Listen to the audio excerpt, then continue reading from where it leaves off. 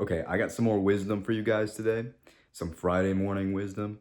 Now, this is going to be more advice if you maybe are not from a big city, you're from a more, suburban or rural area, and you're kind of overwhelmed with, the etiquette in a larger, more urban place. Maybe you want to visit New York City. I live in New York City right now, so this stuff will definitely apply if you're visiting somewhere as urban and busy as New York City. So, this is going to kind of be a list of advice. These are the five most important things to do when you are moving around a big urban space. So, the fifth most important thing to do, make sure when you leave your home, your apartment, wherever you're at, make sure you have no idea where you're going. This is very important. Make sure when you walk in the sidewalk, right, you're kind of just meandering. You're not staying on one side or the other. You have no idea where you're going, like I said. So you're walking kind of slowly, you're turning around. You could just walk in a circle, honestly. Whatever inconveniences the people around you the most. This is really important. So what this is going to do is this is going to kind of assert dominance. Everyone else is walking in a straight line.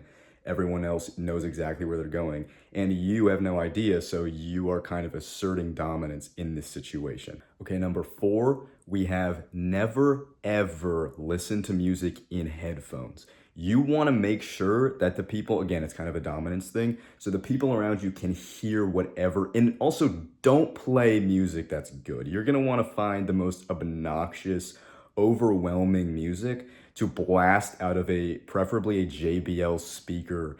You're gonna want to do this on the sidewalk, on the train, if you're biking somewhere, whatever the context is, make sure everyone around you can hear the shitty fucking music that you're playing, and make sure that it is as loud as physically possible.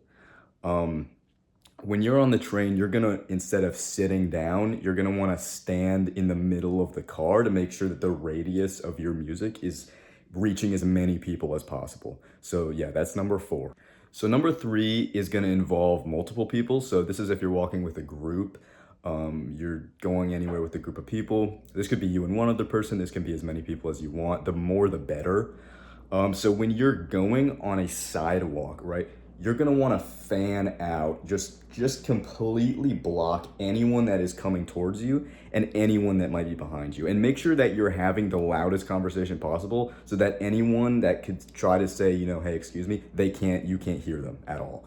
You're gonna want to make sure that you just take up as much space as possible. Again, you're the tourist, but you don't want them to know that. So you're kind of trying to assert yourself, right? I am the sidewalk master. I take up this whole sidewalk. You don't get any space. Fuck you. That's the message you're trying to convey here. So it is important to, even if you don't know the other people on the sidewalk, if you can kind of just walk alongside them so that you're taking up as much space as possible, that would be ideal. All right, number two, this is another one that is going to involve multiple different people, or in this case, animals. So if you have a dog, that is preferable. Have a huge dog, or honestly, any size of dog works, as long as the dog is untrained and aggressive. That's what matters. So this can also apply to a child. If you have a small child, it applies to anything like that. You're gonna wanna let this creature or child roam loose. Do not monitor what they're doing at all. If it's a dog, make sure you've never trained this dog a day in its life. Just let it roam the streets freely. And when other people get upset about that, just make sure that they understand that it's their fault for getting upset, right? So you're basically you're not even to blame in this situation because the kid or the dog is just off doing their own thing. So this is a really good one because you're kind of blameless, right? But you're still kind of asserting that sidewalk king dominance thing I was talking about. That's very, very important. Especially in a place like New York City, you don't want people to think that you're new in town. You don't want people to think you're a tourist, right? So you want to make sure that you're kind of clearing an area for yourself. And there's no better way to do this than a little rogue entity that can just run around and do whatever the hell it wants. So yeah, that's number two. Okay, the number one most important thing for you to do in a big city or very urban area is, if there is a big crowd, let's say, here's an example. You are coming off the train in a packed train station, right, in New York City. There's people coming from all different directions, people walking as fast as possible. Everyone is trying to get somewhere. Everyone is trying to get to their job, probably. What you're going to want to do is stand in the most inconvenient place possible. And yeah, that's it. So if you're coming out of the turnstile, you need to stop right in front of the turnstile. You know, people are going in and out, in and out. You want to make sure that you're blocking as much traffic as possible, just to make everyone's day slower and worse. Ideally, you're on your phone with either your speaker playing or AirPods in so you can't hear other people trying to get around you. That is the ideal thing. Maybe you stop and check Google Maps.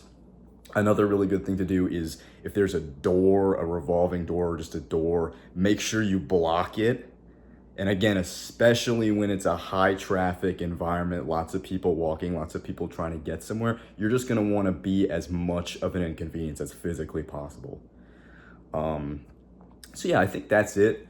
That's pretty much all I have for this list. I will definitely be able to come up with a few new additions to this because there's a lot of things that you should know as a tourist coming to a crowded area. But let me know if you think I should add anything. And yeah, I think that's it for today, guys. Bye bye.